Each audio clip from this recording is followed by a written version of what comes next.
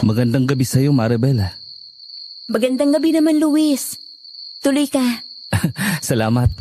Siya nga pala, nagdala ako ng isang basket na prutas. Sari-sari yan, para sa inyo ng Ate Lilia mo. Salamat. Maupo ka muna dyan at dadalhin ko lang sa kusina mga prutas na to. May kumakatok ulit May isa ka pa yatang bisita? Wala akong alam na darating at dadalaw sa akin maliban sa'yo. Ate, pakibuksan naman ang pintuan. Ako na lang ang magbubukas.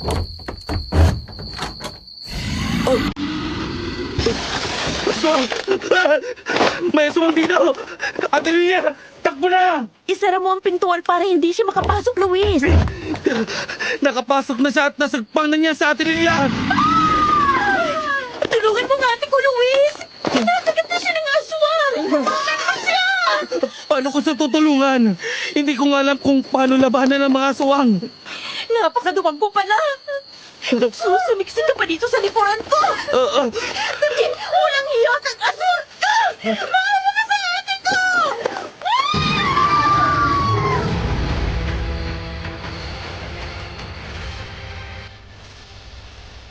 May mga tao talagang nilikha ang Diyos na may pambihirang kakayahan at kaalaman upang ang kabutihan ay manaig laban sa kasamaan.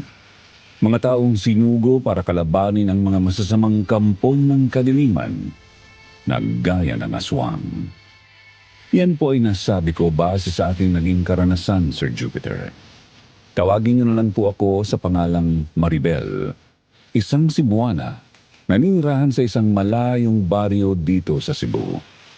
Hindi ko na lang po babanggitin ang mismong baryo namin para na rin sa kapakanan ng mga taong nasangkot sa aking kwento. Nangyari po ito noong 1990. 25 anyos pa lamang ako noon at sa totoo lang ay halos hindi ko alam ang aking gagawin nang magkaroon ako ng nakakatakot na karanasan sa mga aswang. Gusto ko rin pong i-share sa inyo ang aking kwento dahil nainganyo ako na minsan mapakinggan ko ang mga kwentong katatakutan dito sa inyong channel. Kaya nga po, nag-subscribe na din ako sa inyong channel para palagi akong updated sa mga bagong kwento ng ating mga kababayan na isinishare sa inyo ang kanilang kwento. Kaya bago po ako magpatuloy sa mga giliw pong nakikinig kung mayroon kayong karanasang kagaya nito, share nyo na po dito.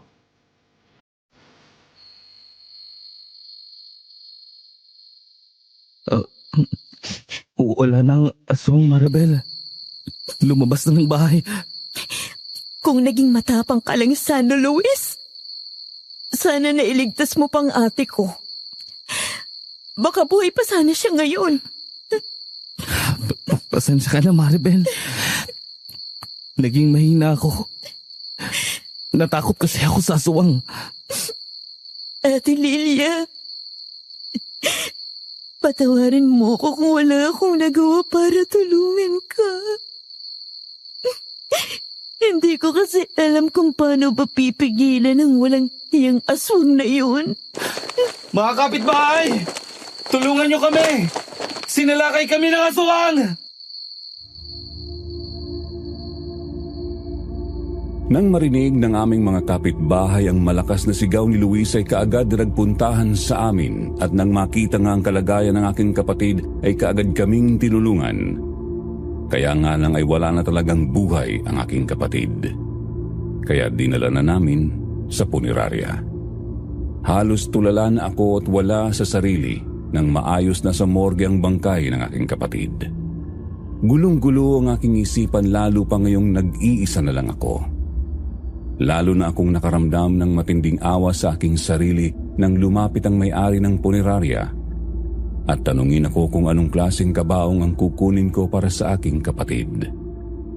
Noon din dumating si Kapitana Lucinda.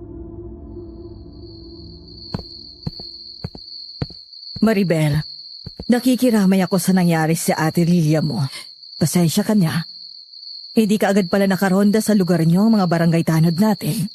Kapitana Lucinda, paano ko kaya mabibigyan ng maayos na libing si Ate Lilia? wala naman akong alam na pagkukunan ng pambabayad sa serbisyo ng punerarya. Kung wala ka namang kakayahang magbayad ng serbisyo, iuwi na lang natin ang bangkay ng kapatid mo. Magpapagawa na lang ako ng kabaong na paglalagyan ng bangkay ng kapatid mo.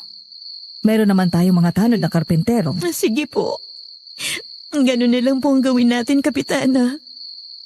Kaya lang po, ang isa pa pong problema, wala din po akong pambayad sa lupa sa sementeryo para dun siya ilibing. Kapitana Lucinda, sasagutin ko na ang bayad sa punerarya ng kapatid ni Maribel para mabigyan siya ng maayos na libing. At ako naman ang sasagot sa paglilibingan sa sementeryo. Malawak ang lupa ko doon. Meron na ding mga bakanting nicho. Pwede doon na lang ilagay ang bangkay ni Lilia. Oh, solve ng problema mo, Maribel. Sasagutin na ng dalawang mayamang negosyante ang punerarya at libingan ng kapatid mo. Naku, marami po salamat sa inyo, Aling Tessie at Mang Amado. Napakabuti niyo po talaga sa mga taga-baryo. Kasiyahan namin ang makatulong sa mga nangangailangan, Maribel. Siya nga pala, bibigyan kita ng kaunting panggastos para naman may pambili ka ng kape at asukal habang pinaglalamayan ng ate Lilia mo. At sagot ko naman ang pambili ng tinapay at butong pakwan. Eto, tangkapin mo. Maraming salamat po sa inyong dalawa. Tatanawin ko po ng malaking utang na loob ang bagay na to. Salamat po ulit.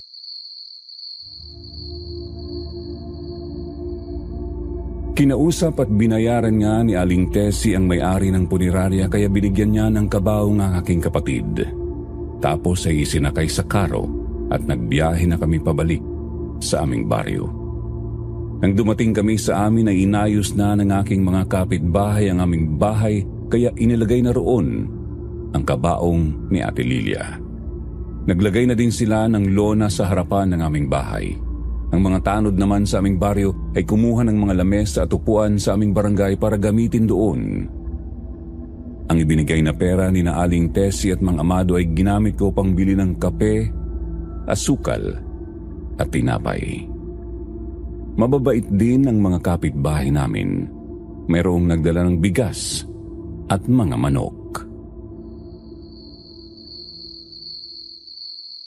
Maribel, itong alaga kong baboy, kakatayin ko na lang din para may makain ng mga tao rito habang nakaburo lang ate mo. Huwag na, Luis.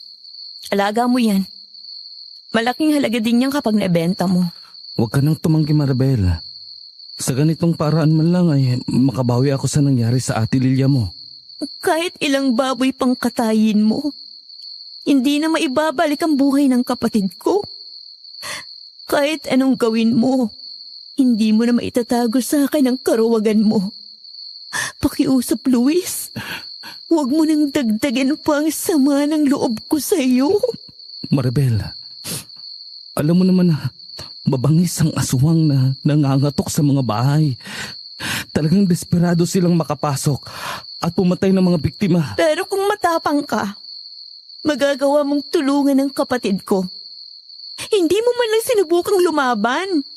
Sa halip ay nagtago ka pa sa likuran ko at pinanood mo lang ang kapatid ko habang kinakagat ng aswang. Patawarin mo ko. Hindi na yun mauulit. Ngayon nag-iisa ka na. Ako lang ang pwede mong makasama sa buhay. Pasensya ka na. Pero hindi ko pinangarap na magkaroon ng asawang duwag na kahit ang sarili ay hindi kayang ipagtanggol laban sa mga aswang.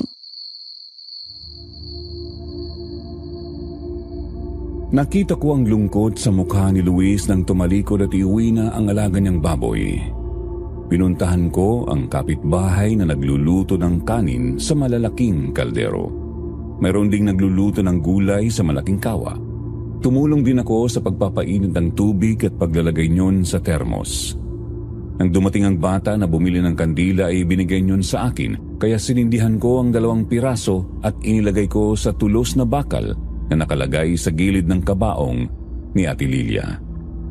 Noon muling dumating si Kapitana Lucinda, kaagad na lumapit sa akin.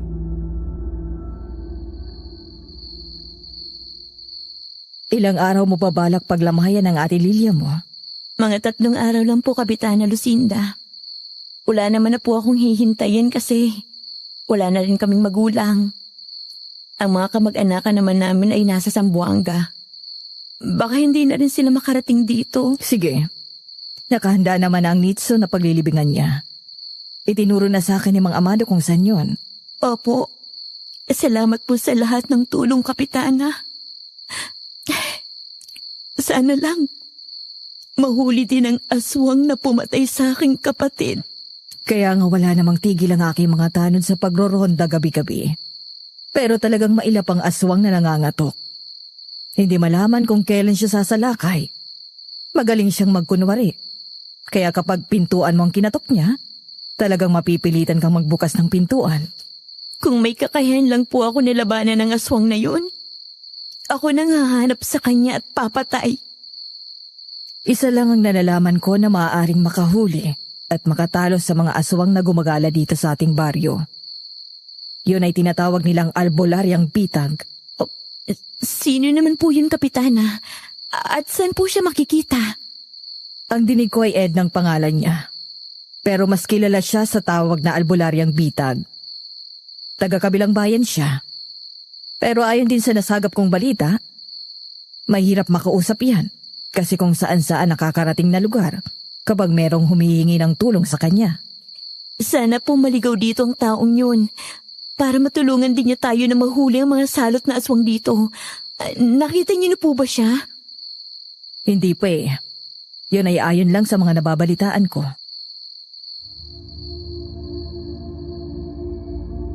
Naputol ang pag-uusap namin ni Kapitana Lucinda nang dumating si Aling Tessie. Nang pumarada ang kanyang kotse sa tapat ng aming bahay ay bumaba siya at kaagad namin siyang sinalubong. Kasama ni Aling Tessie ang asawa niyang si Mang Ruel. Dala niyo ng 2 malaking lata ng assorted biscuit. Nang makalapit sila sa akin ay ibinigay yon sa akin ni Mang Ruel. Magandang araw. Napadaan lang kami para ibigay sa iyo itong mga lata ng tinapay. Naku, Aling Tessie. Nagbigay na po kayo sa akin ng pambili ng kape at asukal. Bakit naman po nag-abala pa kayong bumili nito? Sobra-sobra na nga po ang ibinibigay niyo sa akin eh. Mabuti na yung marami kang tinapay dito para may maipakain ka sa mga naglalamay. 3 araw at 2 gabi lang naman pong itatagal lang lamay. At ipalilibing ko na rin po kagad ng kapatid ko. Ha? Ay bakit ang bilis naman? Mabuti na po ang ganun para matahimik ng ate Lilia ko. At ako naman po ay magawa ko na yung mga dapat kong gawin.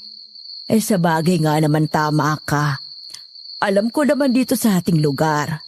Kapag sumapit na ang dilim, may kailangan ng doble ingat.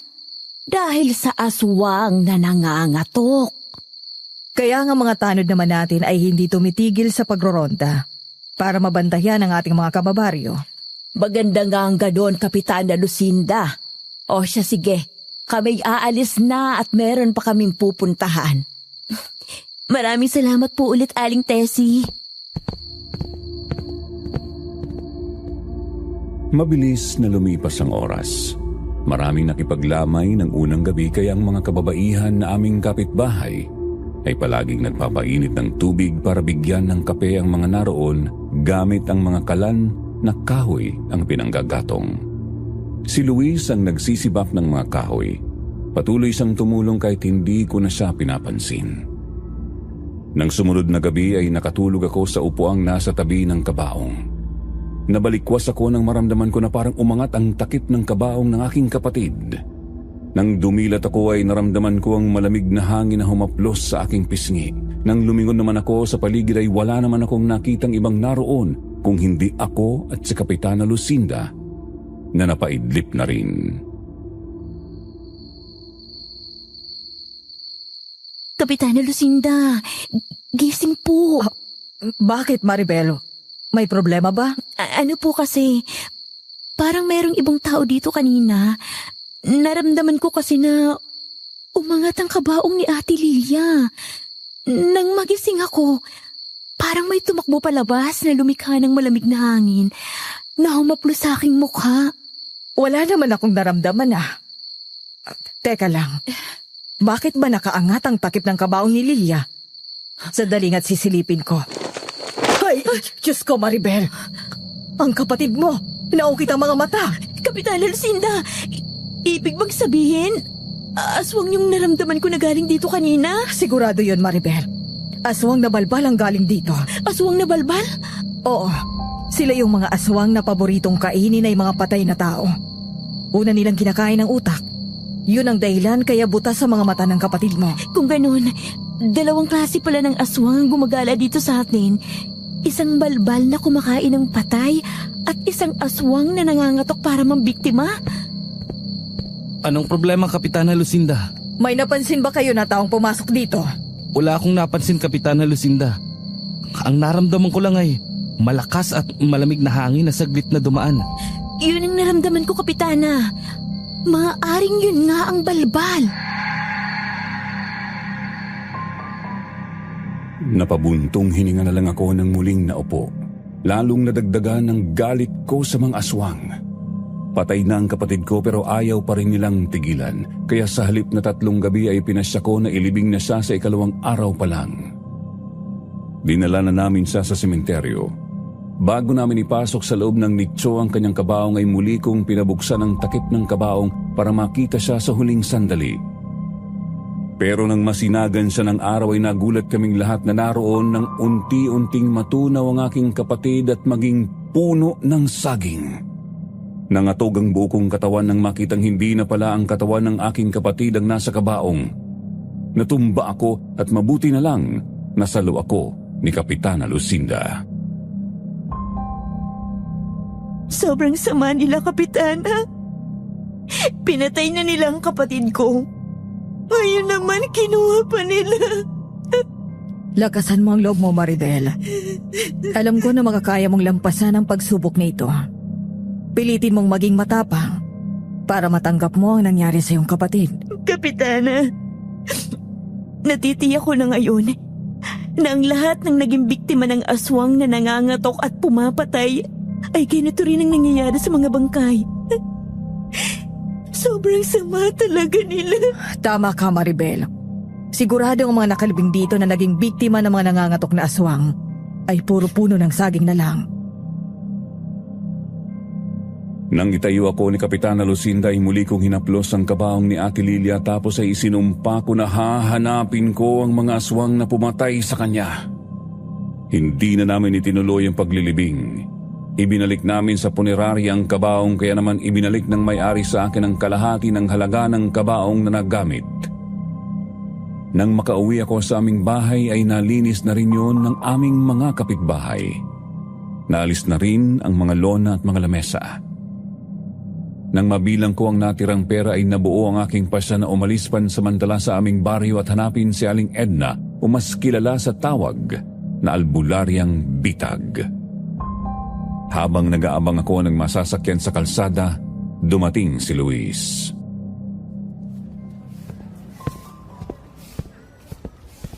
Saan ka pupunta, Maribel? Alis na ako, Luis. Hindi ko kayang tumagal sa aming bahay na maaalala kong nangyari sa kapatid ko. Saan ka pupunta? Gusto mo bang samahan kita? Di na. Gusto kong mapag-isa. Kung saan man ako dalhin ng aking mga paa, hindi ko alam. Huwag mo na akong sundan. At kung may bala ka pang ipagpatuloy ang panliligaw sa akin, ay itigil mo na. Wala kang aasahan sa akin. Dahil naging duwag ako, ganun ba? Ikaw na rin ang sumagot sa tanong mo. Sige na, aalis na ako. Paparating ng bus. Nang paalis na ang bus na sinasakyan ko ay nakita ko ang matinding lungkot sa mukha ni Luis. Nangingilid na ang luha sa kanyang mga mata. Pero pagdaramdam sa kanya ang aking naramdaman dahil sa kanyang karuwagan. Dahil sa matinding puyat at pagod ng mga nakaraang araw ay nakatulog ako sa bus matapos na makapagbayad ako ng pamasahe. Mahabang oras ang nakalipas ay ginising ako ng konduktor. Nasa terminal na pala kami. Kaya nang bumaba ako ng bus ay hinanap ko ang sakayan ng jeep patungo sa baryo ni na Aling Edna. Nagtanong-tanong ako sa mga dispatcher na naroon Mayroon namang nagturo sa akin ng sakayan kaya nakarating ako sa baryo ni na Aling Edna.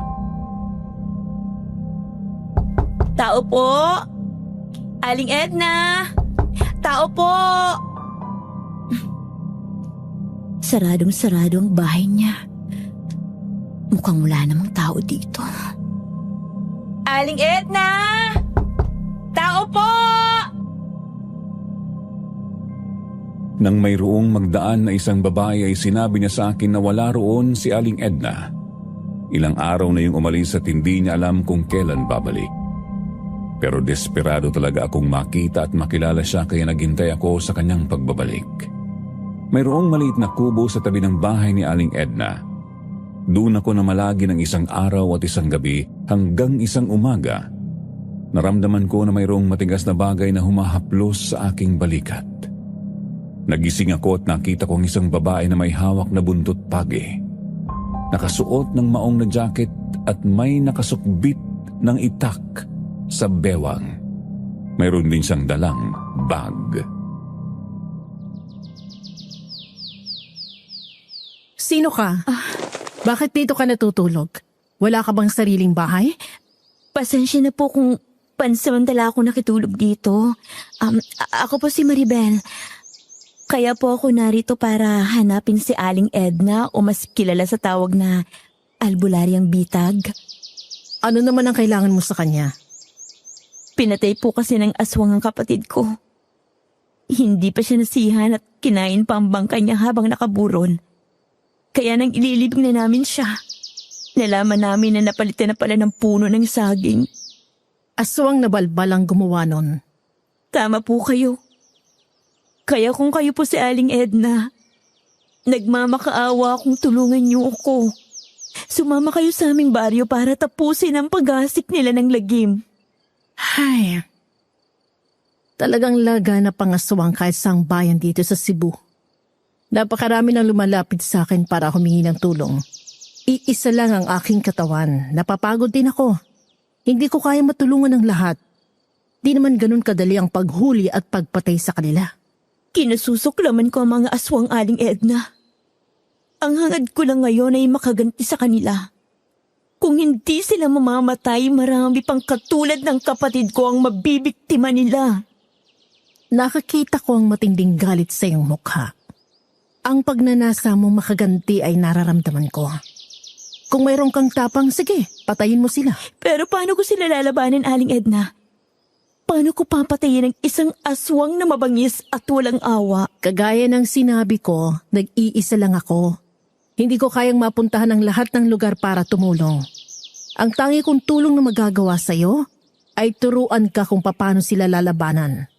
Ituturo ko din sa iyong paggawa ng bitag para mahuli sila. Marami po salamat, Aling Edna. Tatanawin ko po ito ng malaking utang na loob.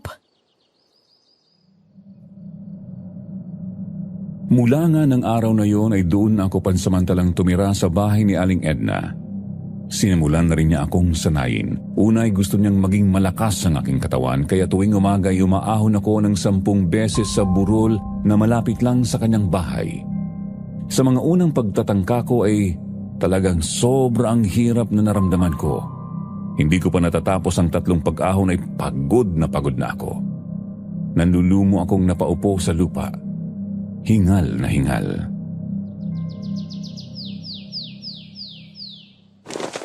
Kaya mo pa ba, Maribel? Kala ko madali lang ang pag-ahon ng tumatakbo sa burol, Aling Edna. Pero 3 beses pa lang ako nakakaahon at bumababa. Lawit ng dila ako sa pagod. Ibig sabihin lang yan, mahina pa ang iyong katawan. Mahina ang iyong tuhod sa takbuhan. Kailangan mo yung palakasin dahil ang mga aswang ay malalakas at mabibilis tumakbo. Kung ganyan ka kahina, hindi mo sila maaabutan. Hindi ako titigil hanggang di ko nagagawa ang lahat ng mga iniutos mo sa akin, Aling Edna. Hindi ako susuko. Ganyan nga. Bumangon ka at ipagpatuloy ang pag-ahon sa burol. Kulang ka pa ng 7 beses, Maribel. Habang tumataas ang araw lalong umiinit, mas mahihirapan ka kapag ganun. Araw-araw nga ay ganoon ang aking ginagawa tuwing umaga. Kaya sa paglipas ng mga araw ay nasanay na ang aking mga tuhod para mabilis na akyatin ng 10 beses ang burol. Lumakas na rin ang aking resistensya kaya natutuwa si Aling Edna. Kasunod niyang itinuro sa akin kung paano palalakasin ang aking balikat at kamao. Ibinigay niya sa akin ang malaking palakol at sinibak ko ang malaking puno ng akasya na nakatumba sa likuran ng kanyang bahay. Noon ko napansin na sa paglakas ng aking tuhod at bewang lumakas din ang aking katawan. Kaya malalakas ang naging pagsibak ko ng kahoy gamit ang palakol. Madali kong nasibak ang kahoy. Magaling ka, Maribel. Sa paglipas ng mga araw ay talagang naging malakas ang iyong katawan. Yun ay dahil sa paghahangad kong makaganti sa mga aswang na pumatay sa aking kapatid. Ano po pang dapat kong gawin, Aling Edna? Ang liksi at talas ng mga matang susunod mong sasanayin. Kunin mo ang isang kawayan at salagin mo ang lahat ng gagawin kong pag-atake. Iisipin mo na isa akong mabangis na kalabang aswang. Sige po, nakahanda na ako. Sige, Maribel. Salagin mo ang lahat ng pag-atake ko. Humanda ka na. Pwede ka rin gumanti para gantihan ako.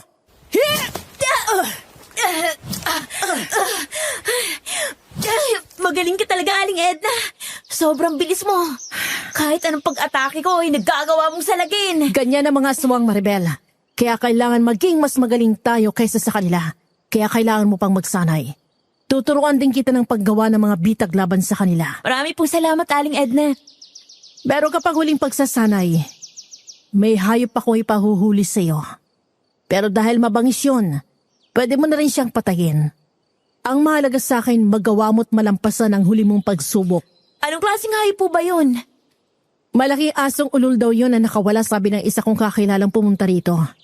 Kaya pupunta tayo sa kanila. At tutulungan natin sila na hulihin yon, kung kaya pang hulihin.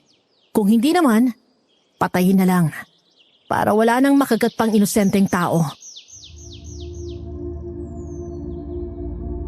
Sumang-ayon naman ako sa sinabi ni Aling Edna. Binigyan niya ako ng isang mahabang itak. Isang patalim at tanikalang may nakalagay na magkakadikit na 3 malaking sima sa pinakadulo niyon. 5:00 na ng hapon nang dumating kami sa kakilala ni Aling Edna na humingi ng kanyang tulong. Kaagad kaming pumasok sa loob ng bahay at nagkape. Nalaman ko na ang isang babae doon ay 7 buwang buntis. Anak siya ni Aling Epifania. Tahimik kaming naghintay doon hanggang sa tuluyang kumalat ang dilim. Mahabang oras na ang nakaraan ay hindi pa rin kami lumalabas ng bahay kaya nagtataka na ako kay Aling Edna. Aling Edna, nasan po yung aso na huhulihin ko? Wala pa, Maribel. Maghintay ka lang. Dahil ayon dito kay Epifania tuwing 11:00 ng gabi kung pumunta rito ang asong yon. Kaya maghintay ka lang, darating din yon. Aling Edna, naririnig yung magmalakas na alulong ng aso. Baka yun ang hinihintay natin. Sa palagay ko'y tama ka. Sige na, lumabas ka na ng bahay. Humanap ka muna ng pagtataguan mo. Baka kasi hindi lumapit kapag nakita ka. Mag-iingat ka ha. Talagang mabangis ang aso na yon. Opo, Aling Edna. Marahan nga akong lumabas ng bahay. Kalat na ang dilim ng pagkakataong yun pero maliwanag ang sikat ng bilog na buwan kaya naaaninag ko ng malinaw ang paligid. Nakita ko ang kamada ng mga kahoy na panggatong malapit sa bahay. Doon ako nagkubli. Nakita ko na mayroong sako doon kaya itinakip ko iyon sa aking sarili habang nakasilip ako at natatanawang pintuan at bintana ng bahay. Iisa lang ang nasa isipan ko ng pagkakataong yun. Ang malampasan ng huling pagsubok na ibinigay ni Aling Edna. Makalipas nga ang ilang sandali ay nakita ko na mayroong malaking aso ang dumating. Ang bilis niya. Tumayo siya sa harapan ng bintana ng bahay at saglit na tumanaw doon. Di nagtagal ay umikot siya sa paligid ng bahay tapos ay muling tumigil sa pintuan. Waring sinisilip niya sa siwang ang babaeng buntis sa loob ng bahay. Ito ng pagkakataon ko para hulihin ka. Hindi ka na makakawala sa tani ka lang ito na may sima. Ayos! Magaling palang tani ka lang to eh. Huli ka ngayon sa leeg. Hindi ka na makakatakbo. Teka. Napakalakas pala ng asong to. Talagang malakas ang aso na yan, Maribel. Ngayong nahuli mo na siya ng tanikalat, nakabaon ng sima sa kanyang lieg. Huwag mo na siyang hayaan makawala pa. Hindi ko na talaga siya pakakawalan, Aling Edna. Kahit malakas siya, kaya ko siyang sabayan. Sayang na lang yung pagsasanay ko kung isang aso lang ay hindi ko kayang pigilan. Ganyan nga. Ang lakas mo pala. Nabuhat mong malaking aso't may ibalibag. Matigas talaga ulo niyan. Hindi na yan mapapaamo ng kaibigan ko, kaya tapusin mo na, Maribel. Kesa makagat ka pa. Sige, Aling Edna. Kung yan ang gusto mo, tatapusin ko ng walang hiyang to gamit ang malaking itak na to. Pumunta ka ngayon sa akin.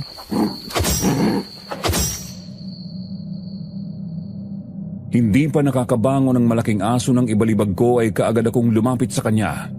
Tinaga ko siya ng hawak kong itak. Noong una'y nakailag siya pero hindi na ganoon kabilis. Siguro ay dahil napipigilan siya ng talikalang nakapulupot sa kanyang lieg kung saan nakabaon sa lalamunan niya ang sima noon. Kaya nang muli akong sumugod ay ang mga paa niya ang pinuntirya ko. Nang tamaan ng isang paa ay nasugatan yon ng malubha. Napilayan siya kaya mas naging madali na para sa akin ang sumunod na pag-atake. Hindi na nga nakaiwas ang malaking asong itim hanggang sa masaksak ko siya sa dibdib. Walang buhay na bumagsak yun. Pero laking gulat ko nang magbago ang anyo nito. Aling Edna, itong malaking aso, aswang yata to. Tama ka. Isang aswang nga ang pinatay mo. Siya ang salot na pabalik-balik dito para pagtangka ang biktimahin ang anak na buntis ni Epifania. Bakit niyo naman sinabi na aswang palang kakalabanin ko? Naisip ko kasi na baka umatras ka sa huling pagsubok kapag sinabi ko sa iyong totoo. Pero magaling ka. Buo ang iyong loob. Mabuti na lang at tumalab sa kanyang itak na to. Lahat ng mga kagamitang ibinigay ko sa iyo, benditado Maribel. Kahit sinong kampo ng kadiliman ay hindi makakaligtas dyan. Hindi naman ako matatakot.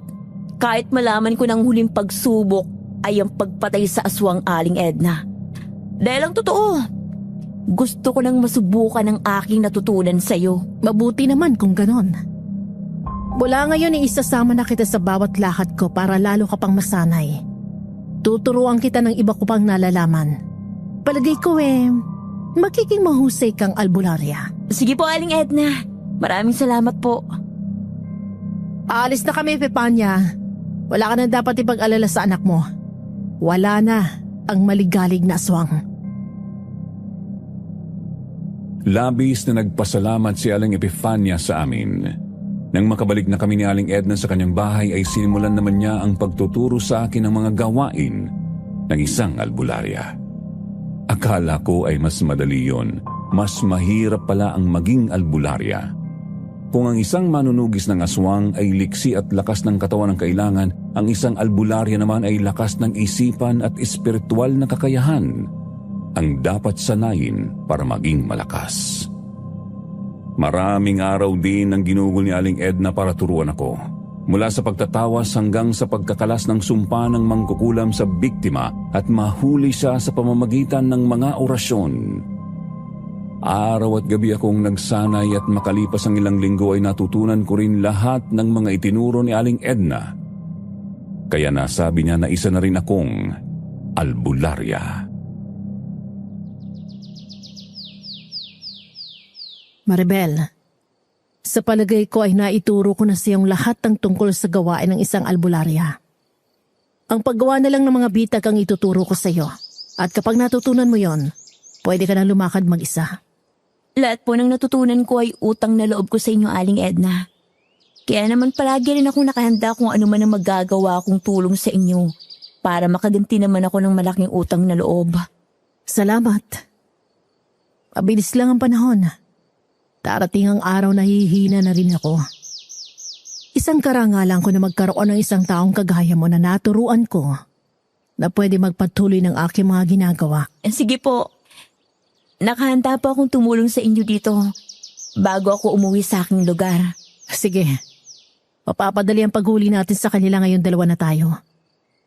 Bukas nga pala ilalakad tayo. Makikipag-usap kay Kapitan Zenon para mahuli na rin ang aswang na gumagala sa kanilang lugar.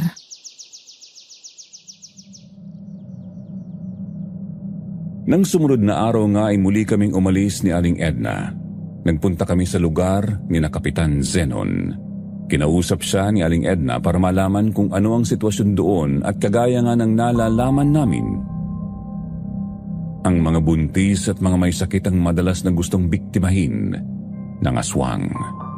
Kaya ang bahay ng buntis na si Rosie ang aming pinuntahan. Nakita namin na yari pala sa kawayan at pawid ang bahay niyon. Meron ding silong ang bahay kung saan walang bakod ang paligid kaya nang masilip yun ni Aling Edna ay kaagad siyang pumasok doon at naglagay ng mga bitag. Malalaking kawil o sima na ginagamit sa panghuhuli ng malalaking isda ang isinabit sa silong ni Aling Edna. Mahigit 10 piraso yun. Naglagay din siya ng bitag sa paligid ng bahay. Mga sibat na kawayan naman yun. Ipinwesto yun sa mga lugar na maaring takbuhan ng aswang kung sakali. Naglagay din siya ng mga bitag na silo sa bubungan na pawid. Kaya po pala kayo tinawag na albularyong bitag? Kasi ang galing niyong maglagay ng mga bitag, Aling Edna. Matatalino tuso ang mga aswang, Maribel. Para sila mga magnanakaw na hindi natin alam kung kailan sasalakay. Kaya kailangan ng mga bitag. Kung ganoon, kahit pala 2 aswang ang sabay na sumalakay, makakaya niyong sabayan. Katulong ang mga bitag na yan. Pansamantala lang sila mapipigilan ng mga bitag. Kaya kailangan pa rin nating maging mabilis para salakayin sila, para hindi sila makawala. Tatandaan ko po ang lahat ng yan, Aling Edna. Ganyan din ang gagawin ko sa aswang na nangangatok ng bahay sa aming lugar. Matapos nga na mailagay ni Aling Edna ang mga bitag ay doon kami nakituloy sa isang bahay katabi lang ng bahay ni na Rosie. Mag-asawang matanda lang ang nakatira doon. Pinatuloy naman kami nang malaman ang aming gagawin. Napansin ko agad na masyadong tahimik ang mag-asawang matanda. Sinabing magpapahinga lang muna sila kasi napagod sa maghapong pagtatrabaho sa bukid. Nang kumalat na ang dilim, pumuesto kami sa bintana at pintuan ng bahay. Madalas kaming sumisilip sa siwang yun para tanawin ang paligid ng bahay ni Rosie. Mahabang oras ang lumipas, nakakaramdam na kami ng antok. Lampas 12:00 na yun ng gabi.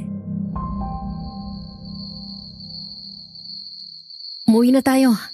Sa palagay ko hindi sasalakay ngayon ng mga aswang. Mag-uumaga na eh. Anong gagawin natin, Aling Edna? Uuwi na tayo. Hintay mo lang ako. Aalisin ko mga inilagay kong bitag sa paligid. Sige po. Dito lang muna ako at magpapahinga. Sige, babalik agad ako.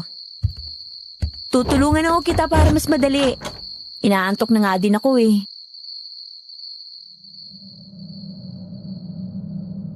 Nang magpaalam na kami ay sakalang bumangon sa higaan ng matandang lalaki. Pumasok saglit sa silong si Aling Edna pero kaagad din siyang lumabas. Ang totoo ay hindi naman niya inalis ang mga bitag doon, pati ang bitag sa bubungan ay hindi namin inalis. Naglakad lang kami papalayo sa bahay ni Rosie pero nang makarating kami sa malaking puno ay nagtago lang kami doon at muling tinanaw ang tahimik na bahay. Akala ko ba uwi na tayo? Huwag kang maingay. Gusto ko lang malaman kung tamang hinala ko. Anong hinala, Aling Edna? Maliwanag pa kasi nang maglagay tayo ng bitag. Baka nakita yun ng aswang at alam din niya na doon lang tayo nagtago sa kabilang bahay. Kaya kailangan nating ipakita na kunwari umalis tayo. Ah, ganun pala yun? Tama nga hinala ko, Maribel. Hinintay lang ng aswang na makaalis tayo sa kasya sumalakay. Pero ang pagkakamali niya, pumasok siya sa silong. Nahuli siya ng mga sima na sinabit ko doon. Halika na, baka makatakas pa siya, dali. Talagang matalino ka, Aling Edna. Ginawa mo talagang parang isda ang mga aswang, Nakita mo na? Hindi basta makakawalang aswang na masasabitan ng malalaking sima. Lalo na nga't bumaon na sa kanilang katawan ng mga yan. Nagwawala na siya. Masisira ang buong bahay kapag hindi natin siya napigilan. Maribel, ikaw nang bahala sa kanya. Meron pa palang isa, ayun sa bubong. Nauli ng silo ko. Parang manananggalang sang yun ah. Mga hangal kayo! Hindi kayo makakaligtas sa mga bitag ko! Patuloy na nagwala ang aswang na nasa silong. Kahit na nakabaon na sa katawan nito ang mga sima ng kawil ay nagpilit pa ring makawala kahit na mapunit ang mga laman niya sa katawan. Nang makawala ito at makalabas ng silong ay hinarang ko. Nakita ko na hindi na naalis ang nakabaong sima sa mata ng aswang. Kaya galit na galit siya nang sumugod sa akin. Kaagad akong dinamba pero nailagan ko siya. Nakipaggirian sa akin ang aswang. Ako naman ang biglang umatake sa kanya gamit ang mahabang itak. Magkakasunod na taga ang ginawa ko. Mabilis siyang umilag pero dahil mas mabilis ako ay nasapul ko siya sa balikat. Sa lakas ng pagtaga ko ay bumaon doon ang itak. Naparalisa ko ang kanang balikat niya. Nakaramdam ng takot ang aswang. Ang mga nilalang na kagaya niyong kinasusuklaman ko. Kalahi niyo ang pumatay sa aking kapatid, kaya hindi ko kayo mapapatawad. Mamamatay ka! Mahina na ang isang yan, Maribel. Tapusin mo na siya habang merong pagkakataon pa. Ako nang bahala dito, Aling Edna. Mag-iingat ka dyan. Aba, teka ha. Gusto mo pang tumakas na loko ka, ha? Maribel! Huwag mo siya kaya makatakas! Mas malupit na kamatayan ang naghihintay sa kanya, Aling Edna. Doon siya tumakbo sa bitag mo! Hindi ka dapat maging kumpiyansa hanggat hindi mo nakikita ang kanyang bangkay. Sundan mo siya! Oo, Aling Edna. Pasensya ka na. Sinundan ko ang aswang. Tama si Aling Edna. Mayroong mga aswang na malakas ang pakiramdam. Nakaligtas yun sa mga sibat na kawayan. Nang malingat ako ay kaagad niya akong dinamba. Nabitiwan ko ang itak kaya napambuno kaming dalawa. Mabuti na lang at paralisado na ang isang kamay ng aswang kaya nang mahawakan ko yun ay hinatak ko. Nakita ko na nasaktan ng sobra ang aswang at lalong lumaki ang sugat niya sa parting yun. Tinadyakan ko siya. Nang tumumba siya ay kaagad akong bumangon. Ang isang sibat na kawayan ang una kong nahawakan kaya nang muling sumugod ng aswang itinusok ko yun sa kanyang dibdib. Napaangil ng malakas ang aswang bago tuluyang namatay. Kaagad kong binalikan si Aling Edna. Tutulungan na kita, Aling Edna! Tapusin na natin ang manananggal na yan! Mag-iingat ka, Maribel! Ang mga kagaya ang isa sa pinakamahirap kalaban. Kasi nakakalipad siya. Nakawala siya sa silo! Kung ganun, anong gagawin natin? Hayaan na naman siya! Sasalaki na naman! Pigilan mo siya gamit ang sibat. May maganda akong plano. Diyan ka muna! Aling Edna, saan ka pupunta? Bakit pumasok ka sa loob ng bahay? Hoy! Anong gagawin mo dyan? Bumalik ka dito at tulungan mo ako! Hangal kang manananggal ka? Kahit nag-iisa na lang ako, hindi ako natatakot sa'yo! Sige! Lumapit ka! Para matulad ka rin sa aswang na yon na pinatay ko na! Ganyan nga ang gawin mo. Galitin mo para siya na mismo ang sumugod sa'yo. Pagkatapos, ako nang kikilos para bumagsak siya. Aling Edna, akala ko'y iniwanan mo na naman ako sa gitna ng laban eh. Kumuha lang ako nasin sa loob ng bahay ni na Rosie. Ito ang magandang panglaban sa manananggal. Naunawaan ko ang sinasabi ni Aling Edna nang galit na sumalakay ang manananggal. Sinalubong ko yun ng sibat. Nagawa niyong ilaga ng mga pag-atake ko pero hindi niyo naiwasan ang asin na isinaboy ni Aling Edna sa kanyang mukha. Natamaan ng asin ang mata at bunganga ng manananggal, dahilan para mapaso ang bibig niyon at mahilam ang mga mata. Bumagsak yun sa lupa. Sinimantala yun ni Aling Edna. Tinaga niya ang magkabilang pakpak ng manananggal kaya kahit anong gawin yun, hindi na makakalaban. Nagpilit na lang iyong gumapang patungo sa kabilang bahay. Noon kami nagtaka ni Aling Edna nang pasukin namin ang bahay na pinagtaguan namin kanina. Naroon ang kaputol niyang katawan. Rosie! Lumabas na kayo ng bahay! Para may testigo kami na mga kapitbahay niyo pala. Ang aswang na gusto kang biktimahin. Ayan ang katunayan na silang aswang at manananggal na gustong kumuha sa anak mo, Rosie. Ang galing nilang magkunwari na mabuting tao sa inyo para hindi nyo mahalata na sila pala ang mga salot. Kaya pala habang nandun tayo sa kanila kanina, natulog lang sila ng mahabang oras. Tayo lang din ang binabantay ang umalis. Mabuti na lang at nautaka natin sila. Pero kagaya nga ng sinabi ko sa iyo, Maribel, hindi ka dapat nagiging kumpiyansa habang hindi mo natitiyak na buhay ang kalaban. Tingnan mo yan. Nasugatan ka sa braso na hindi mo namamalayan. Naku, oo nga pala. Nasugatan ako habang nakikipagbuno sa aswang kanina. Huwag kang mag-alala, gagamutin kita. Tiisin mo lang tong asin, ha? Kaagad kong naramdaman ang hapdi ng malagyan ng asin ng aking sugat. Tapos ay kinuha ni Aling Edna sa kanyang bag ang isang bote ng langis at binuhusan yon ng langis. Nakita ko na lumabas sa aking sugat ang maiitim na dugo.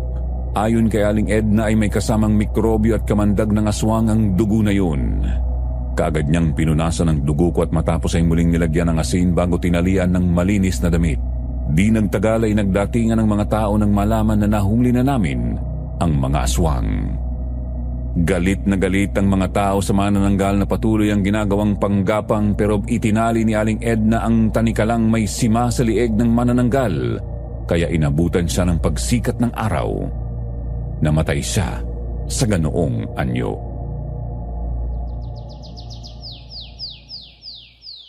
Uwi na tayo, Maribel. Napagod na ako, tinaantok eh. Kukuha lang tayo ng damit sa bahay at diretso na tayo sa bayan, doon sa terminal. Anong gagawin natin sa bayan, Aling Edna? Bakit pupunta tayo sa terminal? Sasamahan kita pag uwi sa inyo. Ngayong tapos na ang problema eh, tutulungan naman kitang maiganting kapatid mo sa mga aswang na pumatay sa kanya. Talaga, Aling Edna? Sasama ka sa akin sa aming lugar? Naku, maraming salamat po talaga. Oo, gusto ko rin makarating sa inyo eh, kaya halika na. Baka tanghaliin tayo sa biyahe. Sa bus na tayo matulog. Sige ho, tayo na sa bahay mo para makuha ko rin ang mga damit ko. Ilang buwan din ako nawala sa amin. Tiyak na magugulat sila sa akin pagbabalik dahil hindi na ako ang dating Maribel na iyaki na kilala nila. Pero kagaya ng sinabi ko sa'yo, kailangan ay maging maingat ang mga manunugis ng aswang na kagaya natin. Kasi hindi natin kabisado ang bawat kalaban kung gaano sila kalakas. Huwag masyadong kumpiyansa. Hanggang hindi namamatay ang kalaban, hindi dapat nagiging pabaya. Oo, Aling Edna. Naiintindihan ko na. Hindi na mauulit ang kapabayaan kong ito. Isang bagay pa pala. Ilihim mo ang aking pagkatao pagdating natin sa inyo, ha? Walang sino mang dapat makaalam na ako si Albularya ang bitag. Magiging mas madali sa akin ang makakilos kapag hindi nila ako kilala. Tama ko kayo. Sige ho, yun ang gagawin natin, Aling Edna. Nang makarating nga kami sa bahay ni Aling Edna ay kinuha namin ang aming mga damit. Inilagay ko sa bag pati na rin ang mga kagamitan namin ni Aling Edna. Nakita ko si Aling Edna na mayroong inilabas na malaking kahon sa ilalim ng kanyang papag. May kinuha siya doon na 3 bitag na yari sa bakal. Mayroon ding nakalagay na mahahabang kadena sa bawat bitag na yun. Dali na rin natin tong bakal na patibong na dating ginagamit ang asawa ko sa panghuhuli ng baboy ramo. Ibang klase pong bitag na to ah. Bukod sa matibay na bakal siya, meron siyang matutulis na talim sa paligid. Aba, kapag naipit dito ang paa, tiyak na hindi na makakaalis kasi malakas din ang spring na nakalagay dito. Tama ka, Maribel. Ilalatag natin yan. Kapag ibinuka mo yan, magiging hugis bilog siya. Kapag naapakan siya, pipitik ang spring na yan, kaya tutupi siya at maiipit niya ang paa ng sino mang makaapak dyan. Tapos yung kadena niyan, itatali natin sa isang puno para yung mahuhuli, hindi na makakatakbo. Bagay talaga ito sa mga aswang dun sa amin na mahilig sumalisi para mga tok na mga pintuan. Teka, wala na ba tayo nakalimutan, ha? Tingnan mo ngang mabuti. Ako medyo nakakalimot na din eh. Yung langis na panggamot nyo sa mga nasugatan ng aswang, baka nakalimutan nyo. Ay naku, oo nga pala. Ito kasing nasa bulsa ko maliit na bote lang. Kunin mo nga sa aparador yung malaking bote ng langis, Maribel. Dali natin yon. Kakailanganin natin ang langis na yon na may dinikdik na bawang at dahon ng suha. Matapos nga na mailagay namin sa malaking bagang lahat ng aming kailangan, umalis na kami. Nagpunta kami sa kalsada at naghintay kami ng bus papunta sa bayan. Nang may magdaan na bus papuntang bayan, kaagad kaming sumakay ni Aling Edna. Pagkaupo namin sa dulong bahagi ng bus ay kaagad nakatulog si Aling Edna, pero ako kahit puyat at pagod ay ayaw akong dalawin ng antok. Siguro ay dahil excited akong makabalik na sa aming lugar at matugis ko na ang aswang na may atraso sa akin. Lumipas ang mahabang oras, nakarating na kami sa bayan. Nang bumaba kami ng bus ay nagpunta kami sa kabilang terminal ng bus patungo naman sa aming baryo. Sumakay kami doon ni Aling Edna. At makalipas ang 4 na oras, nakarating kami sa aming baryo.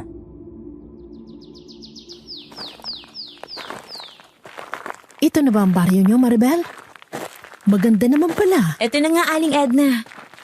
Kung titingnan mo, talagang maganda ang aming baryo. Iisipin na makakakita na tahimik dito. Pero ang totoo, maraming misteryo ang nangyayari sa lugar na to, lalo na pagsapit ng gabi. Ngayong nagbalik ka na, tayo ang tutuklas ng mga misteryo na yan. Aalimin natin kung sino-sino ang mga balbal na aswang dito. Oo, Aling Edna. Yun ang isang bagay na ipinagdarasal ko na mangyari. Ang makaganti sa mga walang pusong aswang na pumatig at kumain sa aking kapatid. Maribel, kailan ka pa dumating? Ngayon lang. Kabababa lang namin sa bus niyong tiyahin ko. Siya nga pala si Tia Edna. Kamusta po kayo, Aling Edna? Ako po si Luis. Mabuti naman kami, Luis. Nakakapagod lang sa biyahe. Malayo pala tong baryo ng pamangking kong si Maribel. Sumakay na po kayo at ihatid ko na kayo sa bahay ni Maribel. Huwag na, Luis. Kaya pa naman namin maglakad eh. Huwag ka nang tumanggi, Maribel. Nagmamagandang loob ng ang tao eh. Halika na, sumakay na tayo. Oo nga naman, Maribel. Halika na. Ihatid ko na kayo. Nakasakay na sa tricycle ni Luis si Aling Edna kaya napilitan na rin akong sumakay. Inihatid kami ni Luis sa aking bahay. Nang makarating kami roon ay napansin ko na walang ipinagbago ang paligid ng aming bahay. Hindi man lang tumaas ang damo sa paligid kahit ilang buwan na akong wala. Nang pumasok ako sa loob ay nakita kong malinis din ang loob ng bahay. Noon ako muling napatingin kay Luis. Mula nang umalis ka ay inalagaan ko na tong bahay mo, Maribel. Minsan sa isang linggo ay naglilinis ako dito. Tuwing 2 linggo naman ay tinatabas ko yung mga damo sa labas, kaya ganyang kalinis. Maraming salamat sa pag-aalaga mo sa aking bahay, Luis. Sa ganitong paraan man lang ay makabayad ako ng atraso sa'yo. Mukhang nagiging seryoso na usapan niyo ha. Sobra ba ng laki na atraso mo sa pamangking ko ha, Luis? Ang naging kasalanan ko po ay naging duwag akong harapin ng aswan noong mga panahong sinasalakay niyo ng ate Lilian ni Maribel. Hindi ko po kasi alam kung paano yung labanan. Naku, kung nagkataong sumugod ka at wala kang alam na panlaban sa aswang, at saka 2 kayong nabiktima nun, baka napatay ka rin. Alam ko po yun. Kaya ngayon ay sumasama na ako sa pagroronda kapag gabi. Sa pagbabakasakaling mahuli namin ang mga nangangatok na aswang dito sa aming lugar para maiganti kong ate Lilian ni Maribel. Kung ganon, hindi pa rin pala nagbabago ang sitwasyon dito sa atin. Katulad pa rin ng dati, Maribel. Ang paraan ng aswang ay kagaya ng ginawa sa atin. Kumakatok muna at kapag nagkamali ka na buksan ang pintuan ng iyong bahay, ay saka siya papasok at sasalakayin ng mga nasa loob. Mas malala pa ngayon dahil sa tingin ko ay hindi lang iisa ang aswang. Sa sinabing yun ni Luis ay nagkatinginan kami ni Aling Edna. Kaya nang makaalis na si Luis ay nagpahinga muna kami. Nang buksan ko ang luma at maliit naming aparador ay naroon pa rin ang mga damit namin ni Ate Lilia. Kaya doon ko na rin inilagay ang mga damit namin ni Aling Edna. Nang makapagpahinga na kami ay naisipan namin ang lumabas para bumili ng mailuluto naming pagkain sa tindahan. Kagaya ng nakaugalian na namin ni Aling Edna, palagi kaming may dalang sandata na nakasuksok sa aming mga bewang, gaya ng benditadong patalimatang tanikalang may sima. Sabi ni Aling Edna sa akin ay gusto rin kasi niyang makabisado ang aming lugar. Mapag-aralan ang mga daanan na maaring takbuhan ng aswang kung sakaling makaharap na namin, kaya nag-ikot-ikot kami. Nang mapadaan kami sa plaza ay naroon sina Kapitana Lucinda. Nagulat siya at natuwa nang makita ako. Aba, Maribel, kailan ka ba dumating? Ilang buwan kang nawala. Saan ka ba nagpunta? Kadarating ko lang po, Kapitana Lucinda. Nagbakasyon po muna ako sa tiyahin ko para malaman nilang nangyari sa kapatid ko. Nakakalungkot kang nangyari sa kapatid mo. Pero alam mo ba na meron pang mga sumunod sa kanya na nabiktima ng nangangatok na aswang? Bakit naman po kasi nagbubukas pa sila ng pintuan kung alam naman nila na kapag may kumatok ng alanganing oras ay aswang na yun? Ayon sa nalaman ko, ang aswang daw na nangangatok ay may kakayahang manggaya ng anyo ng kahit na sinong tao na gusto niyang gayahin.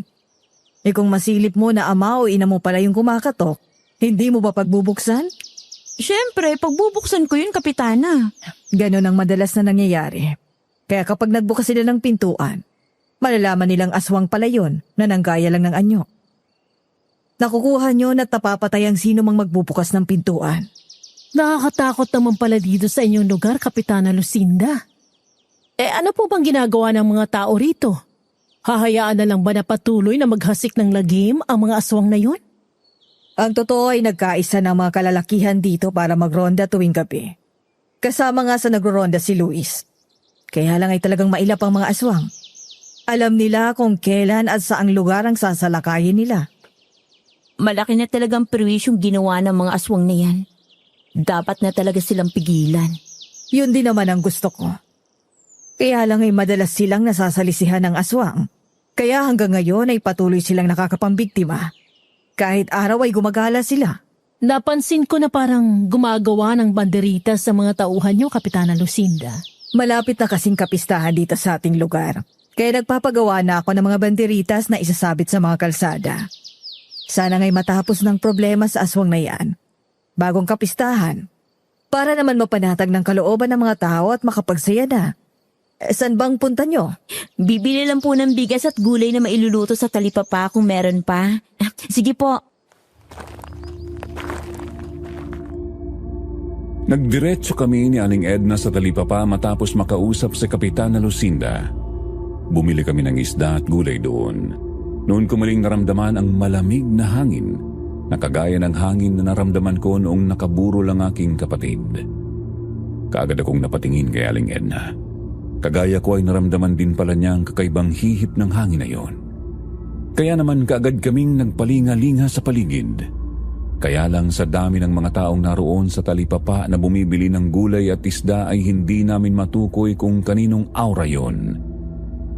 Pero bumulong sa akin si Aling Edna na may aswang na nagbabantay sa amin ng lihim. Huwag kang magpahalatang alam na natin na nariyan lang siya sa paligid. Alam ko na ang aura yun ng isang aswang. Tama ka, Aling Edna. Ganito rin ang nararamdaman ko noon. Kaya alam ko na sa paligid ang aswang. Kaya nga kunwari hindi natin alam. Tsaka kung ako ang binabantayan niya. Kasi dayo lang ako dito sa lugar niyo. Iniisip niya na madali niya ako mapibiktima. Mabuti naman kung ganun. Siya nang lalapit sa atin. Hindi na tayo mahihirapang maghanap sa kanya. Sige, basta humanda ka. Dala mo bang patalim na ibinigay ko sa'yo? Oo, Aling Edna. Palagi kong dala yon dito sa likuran ko nakalagay. Pumunta tayo sa lugar na wala ng maraming tao. Kung sinong susunod sa atin, tiyak na siya ng aswang. Bayaran mo na yung isda. Bumili ka na rin ng asin at bawang. Ginawa ko nga ang sinabi ni Aling Edna tapos ay naglakad na kami papalayo sa talipapa. Dumaan kami sa lugar kung saan kakaunti lang ang kabahayan. Karamihan ay nakasarado pa kahit tanghaling tapat na. Paano nga ipuyat ang mga tao sa gabi sa pangamba na salakayin sila ng aswang? Kaya sa araw sila natutulog para makapagpahinga. Pero may mga aswang na kahit tirik ang araw kapag nagutom ay gumagala at naghahanap ng biktima, kagaya ng sinabi ni Kapitana Lucinda. Napatigil kami sa paglalakad ni Aling Edna ng isang malaking asong itim ang humarang sa amin. Nagaan yung asong ulol ito at dahan-dahang lumakad palapit sa amin. Totoo nga pala sinabi ni Kapitana Lucinda. Ibang klase ng mga aswang dito sa aming lugar. Kahit na tirik ang araw ay nagagawa pang gumala. Mga gabunan ng ganitong klaseng aswang, Maribel. Hindi na nila kailangan maghintay ng dilim para gumala. Makakaya nilang makapambiktima kahit anong oras. Mag-iingat ka dahil malalakas ang mga gabunan. Kung ganon, 2 klase palang aswang na gumagala dito. Iba pang balbal na kumakain ng mga patay. Tama ka. Kaya ibaba mo na yung mga pinamili mo para pagtulungan na natin ang gabunan na to. Kaya na siya, Aling Edna. Papasugod na siya. Dating gawin, Maribel. Kailangan mas mabilis ang kilos natin kaysa sa kanya.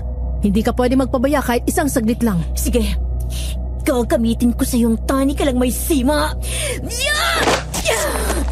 Kulit ka! Impacto ka! Ingat ka, Maribel! Malakas ang gabunan!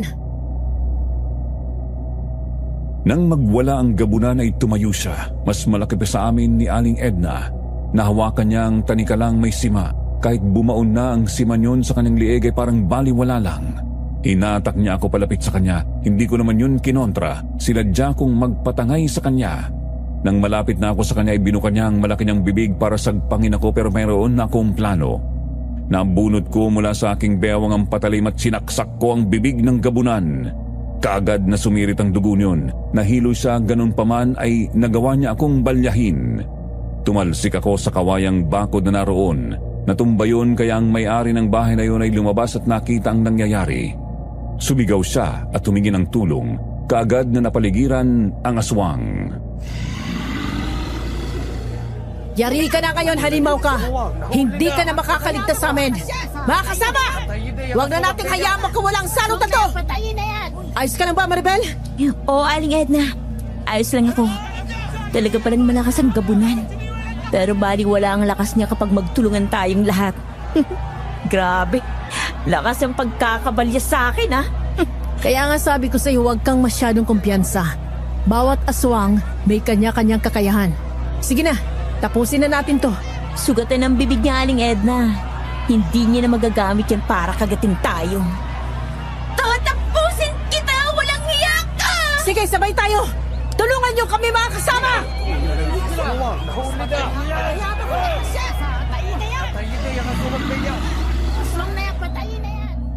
Pinagtulungan nga namin ni Aling Edna ang gabunan. Talagang malakas yun. Nang dambahin niya ako at magpambuno kami ay talagang nahirapan ako dahil sariwa pa ang sugat sa aking braso. Masakit pa yon pero dahil nasa gitna ako ng labanan ay tiniis ko ang sakit para magamit ko ang aking braso para pigilan ang 2 kamay ng gabunan. Si Aling Edna naman ay tumalon sa ibabaw ng gabunan at sa batok niyon itinarak niya ang patalim. Ilang ulit niyang sinaksak ang gabunan sa bahaging yon ng katawan bago tuluyang manghina. Nang tumayo ang gabunan ay nahulog si Aling Edna. Tumakbo pa yon ng ilang hakbang bago tuluyang bumagsak. Saka siya nilapitan ng mga nagkakagulong tao at dinala sa plaza. Doon nagdatingan ang iba pang mga tao nang malaman ang nangyari.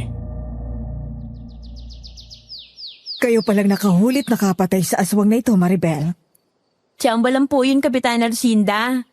Ang totoo po, nandun din ang mga kababaryo natin. Kaya tumulong sa amin para hindi na makatakbo ang aswang na yun. Tama si Maribel. Nako, kung kami lang 2, hindi namin makakaya yan. Kaya maganda talaga kapag magkakaisang lahat ng mga taga rito para ang mga problema ay madaling malulutas. Ngayong wala ng salot, makakapagdaos na ng kapistahan ng maayos. Ikaw lang palang hinihintay para mahuli ang aswang na ito, Maribel. Ang tagal nitong namerwisyo sa lugar natin. Hindi pa tapos, Kapitana Lucinda. May isa pa. At yun ay ang aswang na balbal. Siyang kumakain ng mga bangkay. Aling Edna, Pwede ko bang bigyan ng babala ang aswang na yun? Sige. Pero yung babala na merong paghamon ha, isa sa ugali ng mga aswang ang tanggapin ang anumang hamon. Kasi palagi nila yung pinagmamalaki na mas malakas sila sa mga tao. Mga kasama!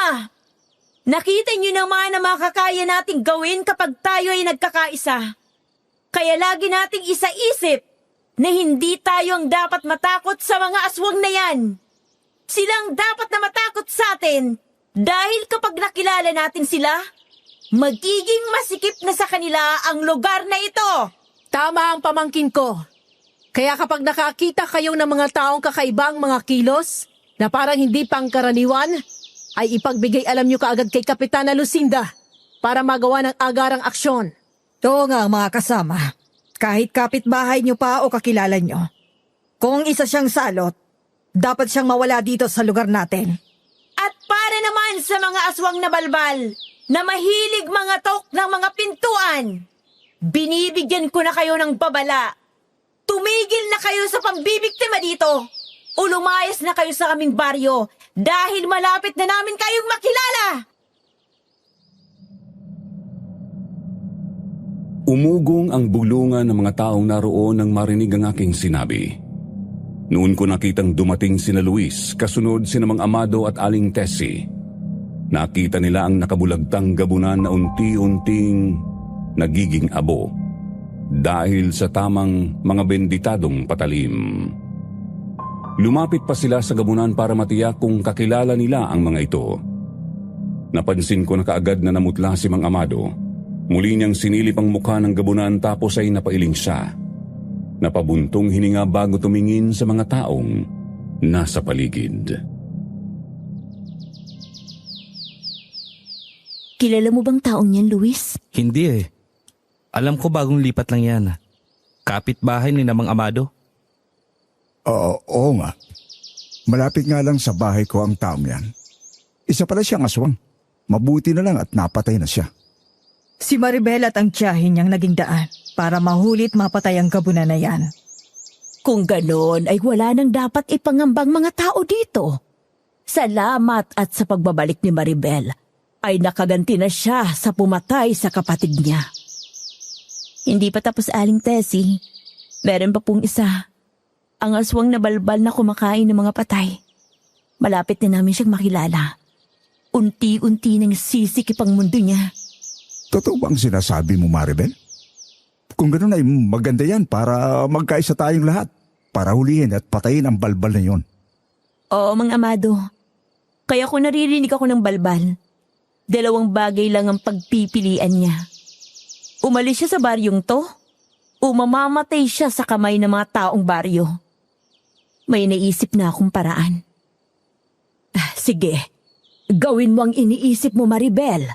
Maaasahan niyo ang suporta namin. Maraming salamat po sa inyo. Siya nga pala, Kapitana Lucinda. Hindi ba malapit na ang pista dito sa atin? Ano ba ang plano niyong gawin para mabigyan naman ng kasiyahan ang ating mga kababaryo? Oo, Mang Amado. Gusto ko sanang magkaroon ng mga palaro sa araw na iyon. Sige, Kapitana Lucinda. Napag-usapan namin ni Tessie na kami na ang sasagot sa mga papremyo. Siya nga naman, Kapitana. Kung magkano ang perang magiging premyo ay sasagutin na namin. Ayos ba yon? Abay, maganda nga yun. Natuwa ang lahat ng mga naroon sa sinabi ni Aling Tessie at Mang Amado. Ang usapan tungkol sa pagtugi sa aswang na balbal ay natabunan na ng usapan tungkol sa mangyayaring palaro sa araw ng kapistahan ng baryo.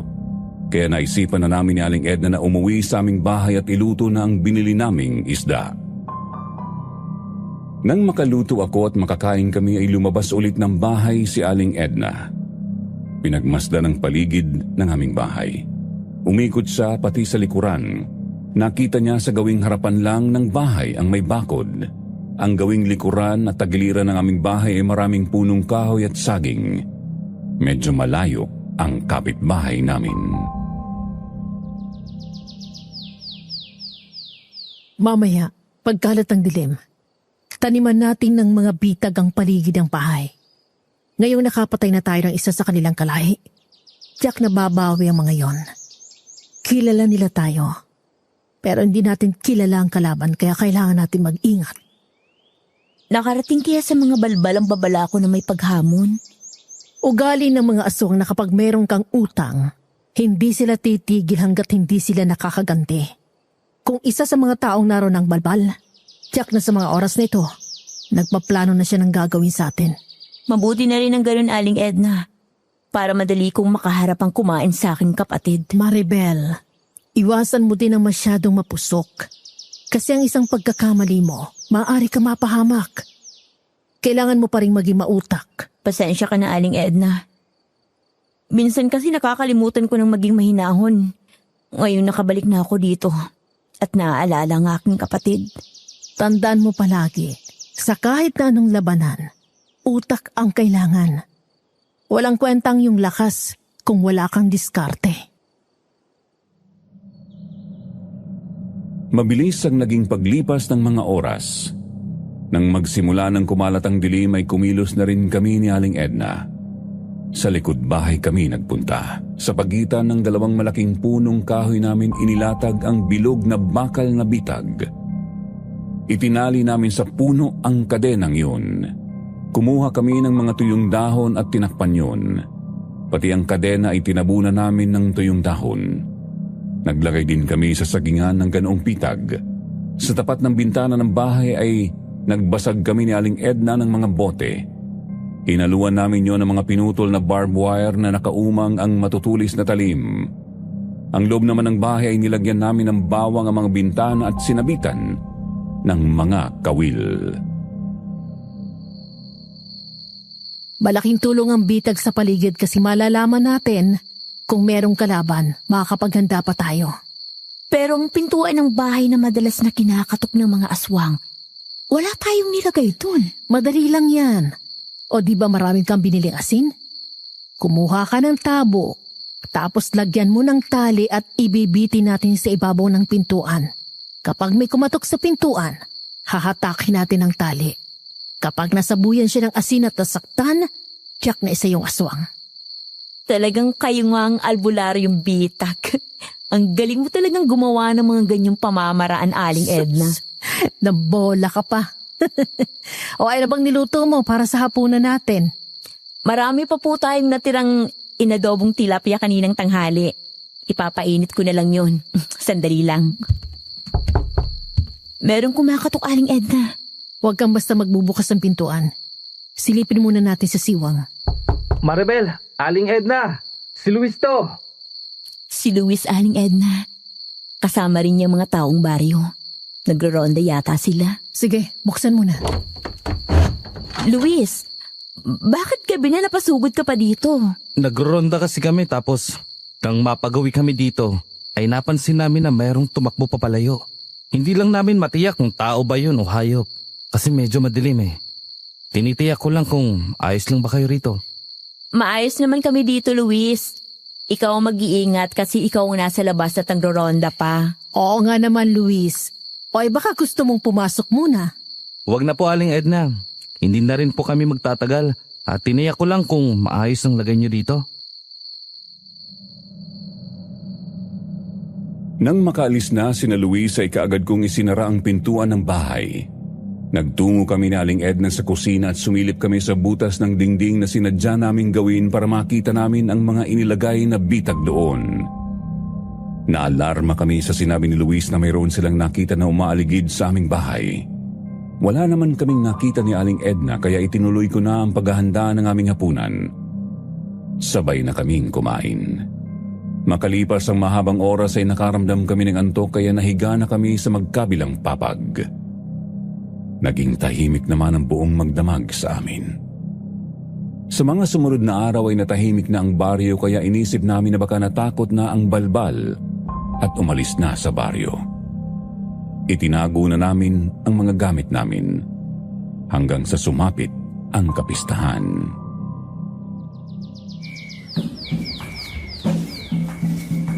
Ang saya pala ng kapistahan dito sa inyo ah. Merong musiko. Lahat ng mga tao ay sumusunod na sa kanila dahil sa magandang majorette. Saan sila pupunta niyan? Ang balita ko ay sa gitnang bukid idadaos sa mga palaro, karera ng kalabaw, palayo ang bumato ng buko at baseball. Parang ang masarap manood eh. Sa palagay ko, pwede na nga tayo makipagsiya sa mga tao. Baka nga nag-alisa na dito ang mga swang. Ilang araw ng tahimik ang lugar nyo. Sige, pumunta na rin tayo sa bukid, Aling Edna. Sa palagay ko ay hindi tayo makakapunta sa bukid para sumunod sa mga tao, Maribel. Bakit, Aling Edna? Tingnan mo sa labas ng bakuran mo, doon sa puno. May 2 gabunan. Hinintay lang pala ng mga itong kapistahan para ang mga tao ay maging abala sa palaro. Para walang sino man ang makakatulong sa atin sakaling sumalakay sila. Tama ka, Aling Edna. Meron pang gabunan. Hayun sa bandang likuran. Dito rin nakatingin sa atin. Pinagplanuhan nila na ngayon talaga salakayin. Tayo na sa loob. Kunin natin ang mga gamit natin. Pumasok na tayo. Alam ko pansamantala lang sila mapipigilan ng mga bitag sakaling dun sila dumaan. Hay na sila, Maribel. Sumusugod na sila.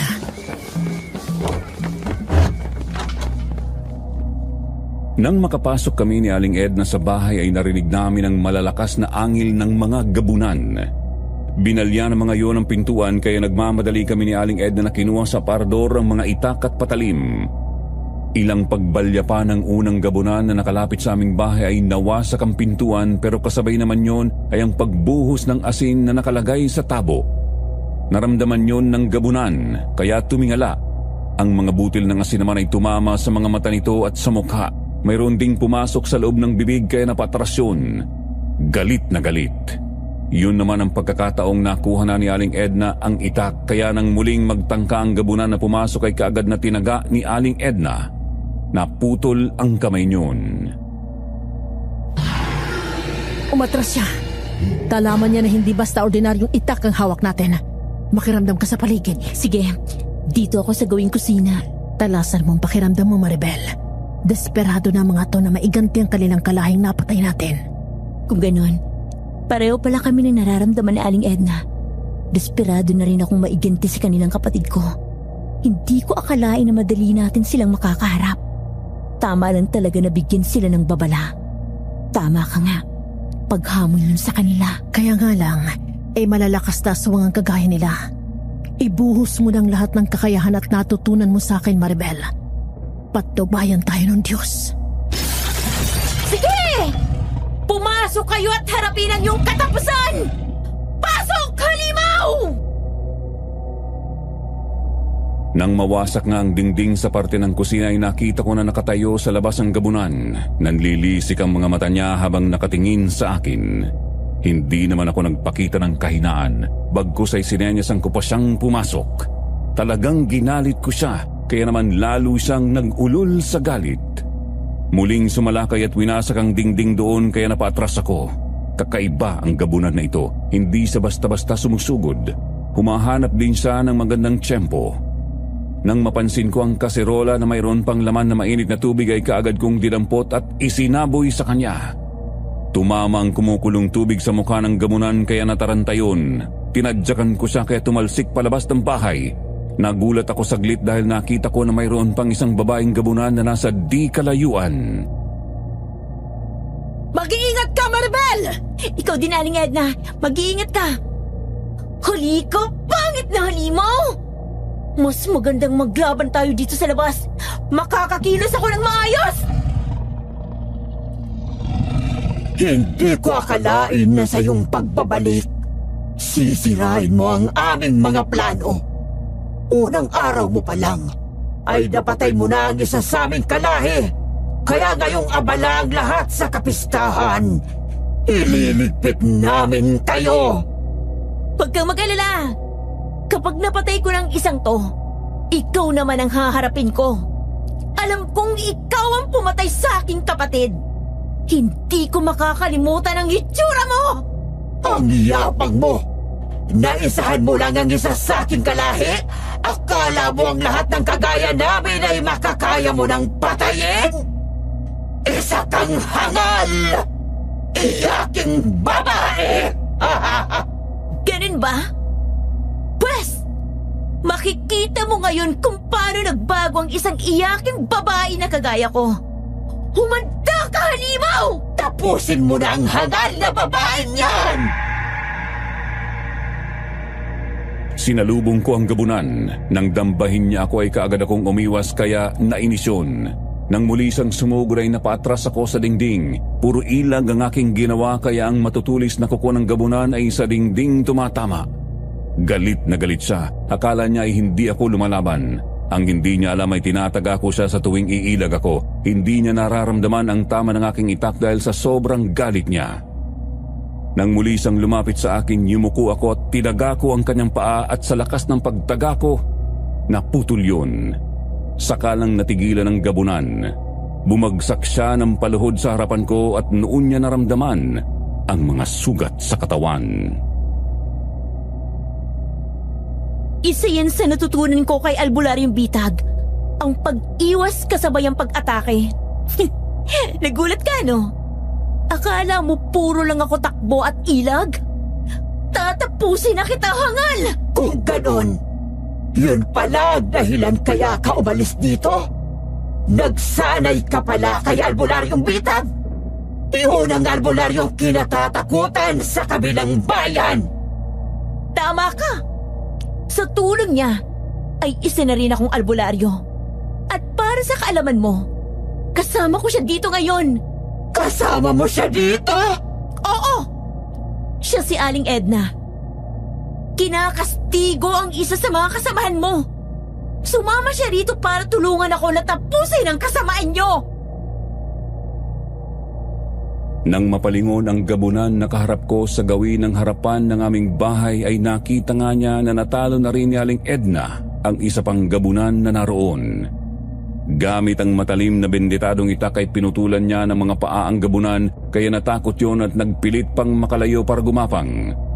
Pero pati ang dalawang kamay niyon ay naputol na din. Ang mga masasamang nilalang na kagaya nyo ay dapat magdusa't maghirap para pagsisihan niyo mga masama niyong ginawa. Walang hiya ka! Inalisan mo ng kamay at mga paang ang aking asawa! Papatayin ko kayong dalawa! Mag-isa ka na lang. Dalawa pa kami. Wala nang makakatulong sa iyo ngayon. Lahat ng bagay sa mundo ay mayroong katapusan. At ang katapusan ng iyong kasamaan ay dumating na. Hindi pa ito ang huli nating pagkikita. Babalikan ko kayo. Umanda kayong dalawa. Huwag mong hayaang makatakas pa ang gabunan na yan, Maribel! Pabayaan mo siyang tumakbo, Aling Edna. Hindi naman siya makakatakas ni.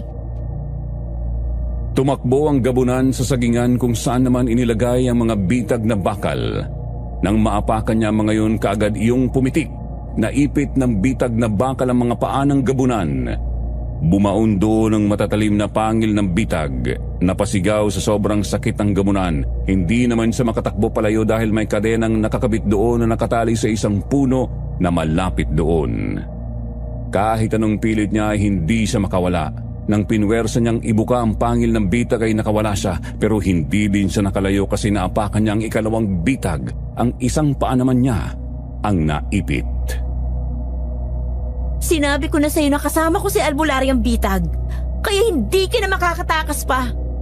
Maribel, parang awa mo na. Huwag mo kong patayin. Patawarin mo na ako. Kahit naman gano'n ang ginawa ko sa kapatid mo, tinulungan naman kita sa panggasto sa punerarya at pagkain ng mga taong naglalamay. Anong sinabi mo? Tinulungan mo ako sa punerarya? Ibig bang sabihin, ikaw si Aling Tessie? Ako nga. Hindi ko naman gustong pumatay. Kaya lang, kapag sinusumpong ako ng pagiging aswang ay hindi ko mapigilan ang aking sarili. Kung ganun, kayo pala ng asawa mo at mga kamag-anak mong gabunan ng mga salot sa baryong to. Ginagawa niyo lang palang panakibutas. Ang mga kabutiang ipinapakita niyo sa mga taong nabibiktima niyo para hindi kayo paghinalaan ng tao. Ginagawa namin yun bilang pagsisisi sa aming mga ginawa. Maniwala ka. Ang pagiging aswang ay parang isang malubhang karamdaman. Kapag sumusumpong ay hindi kayang pigilan. Kahit ayaw naming manakit, ay napipilitan kami dahil kailangan ng aming sikmura. Kasinungalingan! Ang unang pagkakamali ay pwede pang patawarin. Pwedeng sabihing napilitan lang. Pero ang paulit-ulit na paggawa, hindi na yun napilitan. Kagustuhan nyo na yun! Mga kampon kayo ng dyablo! Hindi ko alam na kumukuha lang pala ng tiyempo si Aling Tessie. Nang pahirin ko ang aking luhay, nagawa niya akong dambahin dahil malapit lang ako sa kanya. Pero bago niya ako makagat ay hinablot na siya ni Luis na kadarating lang. Nakita niya ang nangyari kaya madali siyang kumilos. Tinatak niya palayo sa akin si Aling Tessie. Itinulak palayo. Napatumba siya ng mabatak ang kaderang nakatali sa bitag. Nagkamali na akong minsan nang pabayaan ko si Maribel. Pinagsisisihan ko na yun. Kaya ngayon ay hindi na ako papayag na mayroon pang mananakit sa kanya. Tatapusin kita, Alimaw! Ikaw ang una kong papatayin! Bes! Ang sibat ko ang tikman mo! Ah! Ingat ka, Luis! Walang pwedeng manakit sa babaeng mahal ko!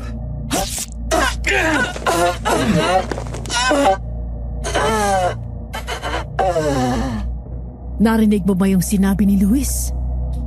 Alin din, Aling Edna? Yung sinabi niyang, walang pwedeng manakit sa babaeng mahal ko. Aroy! Talaga palang mahal ka niya. Aling Edna naman. Eh bakit parang mas kinikilig ka pa? Ang tagal ko na kasi hindi nakakarinig ng mga matatapis na salita mula nang mamatay ang aking asawa. Kapag ganyan ang lalaki nako, huwag mo nang pakawalan dahil talagang mahal ka niya. Aling Edna, umayos ka nga. Ayan na siya. Palapit na sa atin. Nang mapatay nga ni Luis si Aling Tessie ay kaagad siyang lumapit sa amin. Noon lang siya parang natauhan nang makilala ang patay na gabunan. Parang ayaw ko pa nga nakimuin si Luis pero bahagya akong itinulak ni Aling Edna. Nang lingunin ko siya ay bahagya siyang bumulong sa akin na dapat akong magpasalamat dahil hindi ako nakagat ng gabunan nang dumating si Luis. Kaya pinilit kong ngumiti nang muli akong humarap kay Luis. Maraming salamat sa ginawa mo, Luis.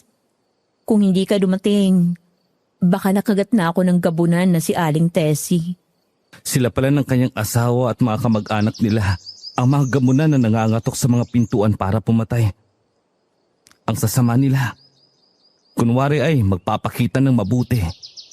Sila naman palang dahilan ng kaguluhan dito. Bakit nga pala nandito? Nagsisimula na kasi ang mga palaro doon sa gitnang bukid. Naisip ko na puntahan ka at ayain pero ganito ang inabutan ko. Sinamantala nilang nakatuon ang atensyon ng lahat sa palaro kaya sumalakay dito. Alam nila na walang makakatulong sa amin. Mabuti na lang naturuan ko na kung paano lumaban si Maribel. Sa palagay ko naman, ngayong patay na rin ang mga gabunan, ay matatahimik na ang ating lugar. Kung sila nga ang kumakatok at pumapatay, sino naman ang mga aswang na balbal dito sa inyong lugar? Yun nga din ang kanina pa nagumugulo sa isip ko eh. Palagay ko, masasagot ang tanong natin ng gabunan na pinutulan mo ng paa at kamay, Aling Edna. Sa palagay ko nga'y tama ka. Halika nga at paaminin natin ang walang hiyang yon.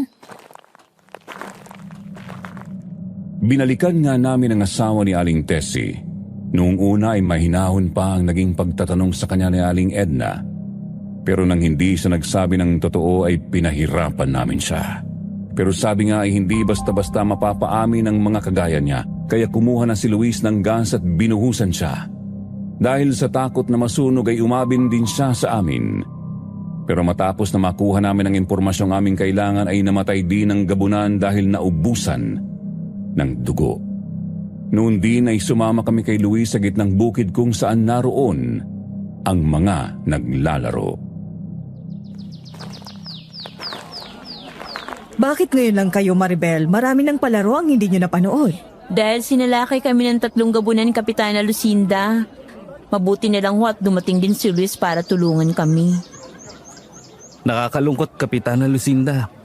Dahil ang mga taong inakala nating mayroong mabuting puso, ay sila palang mga aswang na nangangatok at pumapatay. Sino sila, Luis? Ang pamilya ni Aling Tessie. Sila ang mga gabunan.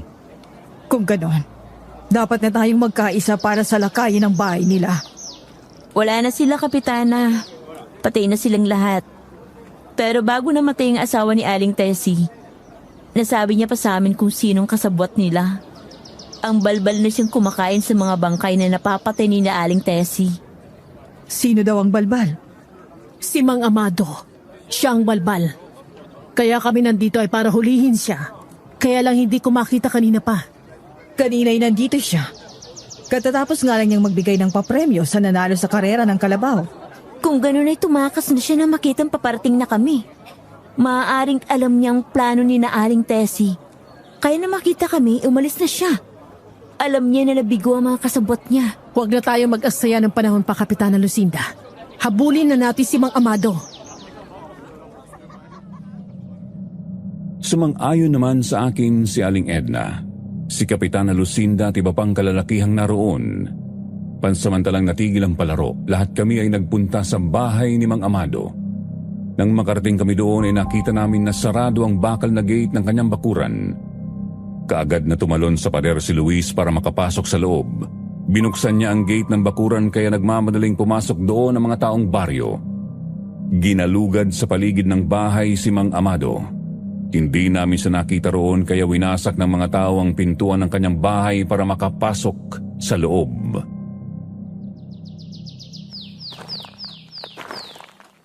Malaki pa ng bahay ni Mang Amado, ha? Maghiwa-hiwalay tayo.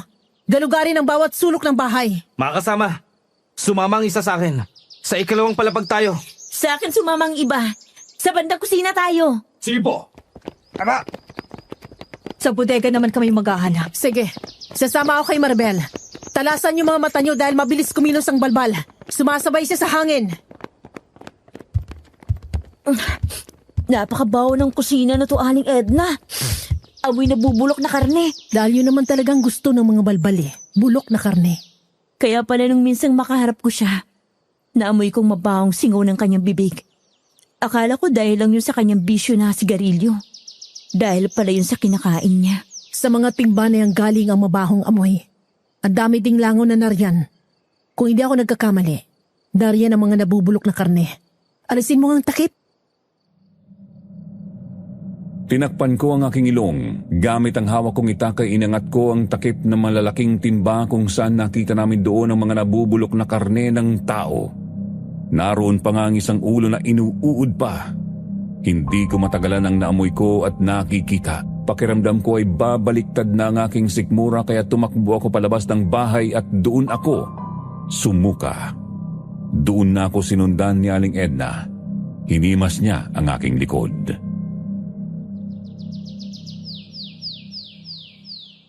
Sa simula lang yan. Darating ang araw na masasanay ka rin. Napakawalang hiya talaga ni Mang Amado. Hindi na naawa sa mga bangkay na ninakaw sa sementeryo. Doon siya nabubuhay eh. Yun ang gusto niyang pagkain. Wala siya sa bodega. Wala din sa itaas ng bahay niya. Matalas ang pakiramdam ng balbal. Papasok pa lang tayo sa kanyang bakuran. Tumatakas na siya kaya hindi na talaga natin aabutan. Kapitana Lucinda, may bangkay na naroon sa loob ng bahay. Kailangan yung mailibing para hindi na tuluyang bumaho dito. Isabay na rin nating ilibing sina Aling Tessie. Sige, mga kasama, magtulong-tulong na kayo para mahakot ang mga bangkay na nasa loob ng bahay. Dali na natin sa sementeryo para doon mailibing. Hinakot ng mga tanod ang mga timba na kinalalagyan ng mga nabubulok na karne ng tao. Kami naman ni na Aling Edna kasama ang iba pang kababaryo namin ay bumalik sa aking bahay para kunin ang bangkay ni na Aling Tessie at dinala na din sa sementeryo. Ipinasok sa mga nitso roon na wala ng laman. Nagpakuha din ng hollow block at semento si Kapitana Lucinda para maisara na ang mga nitso doon. Matapos ang mahabang oras ay umalis na kaming lahat. Nag-uwian at nagpahinga na. Nang kumalat ang dilim ay bumalik kami ng sementeryo dahil na rin sa kagustuhan ni Aling Edna. Malakas kasi ang kutob niya na makikita namin doon si Mang Amado dahil sa mga oras na yun. Tiyak na gutom na yun. Tama nga si Aling Edna. dahil inabutan namin na binubuksan ni Mang Amado ang nitsong pinaglibingan kina Aling Tessie. Talaga palang dapat lang ako makinig kay Aling Edna. Kasi alam niyang lahat ng galaw ng mga aswang dahil sa dami ng kanyang karanasan. Maribel, talagang ayaw mo akong tigilan? Inuubos mo ang pasensya ko. Hindi talaga ako titigil hanggat hindi kita napapatay. Kinain mo ang kapatid ko, kaya tatapusin na kita dito! Naibang ka na yata. Sakala mo ba ay makakaya mo kong patayin? Hindi ako kasing hina ni Tessie. Oh! Ang kamatayan mo ang magiging katuparan ng pangako ko sa aking kapatid. Kaya humanda ka! Oh, mabagal ka! Bago pa ako makalapit kay Mang Amado ay nakalayo na siya sa akin. Kaya naman mabilis ko siyang hinabol. Muli ko siyang tinaga pero kagaya ng dati ay para lang akong tumaga sa hangin. Nang lingunin ko siya ay nasa likuran ko na. Hinawakan niya ako ng mahigpit at inihagis sa ibabaw ng nitso. Gumulong ako roon at bumagsak sa kabilang bahagi. Tumama ang braso ko na dati nang may sugat kaya muli iyong dumugo. Noon naman dumating si Luis. Siya naman ang sumalakay kay Mang Amado. Ilang beses niyang tinusok ng sibat na kawayan pero naiilagan lang. Kinalmot siya ni Mang Amado, bumaon sa mukha at dibdib niya ang kukunyon. Luis! Ayos ka lang ba? Huwag kang mag-alala sa akin. Papasugod na naman siya, Maribel.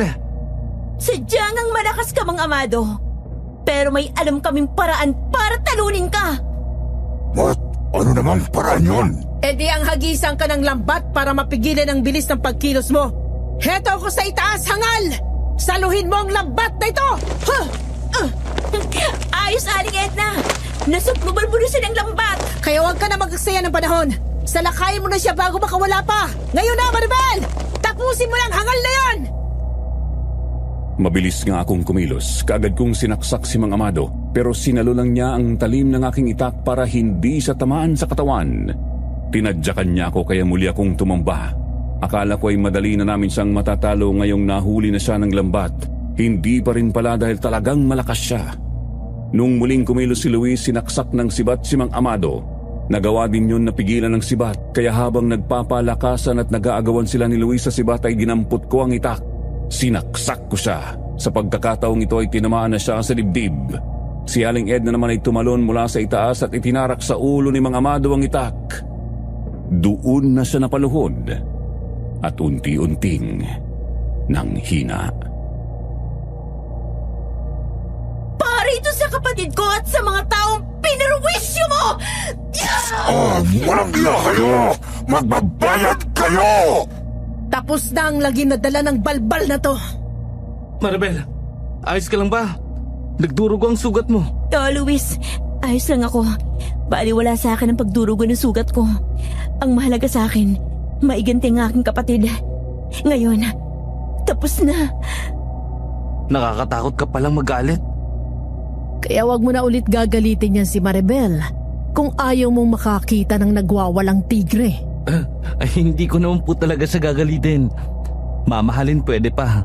Yun ay kung bibigyan niya pa ako ng pagkakataon. Ay oo naman. Talagang lahat ng pagkakataon ay ibibigay niya sa'yo para mahalin mo siya. Di ba, Maribel? Oo naman. Kasi ngayon ko napatunayan na matapang ka rin pala at hindi mo na ako iiwan sa oras ng laban.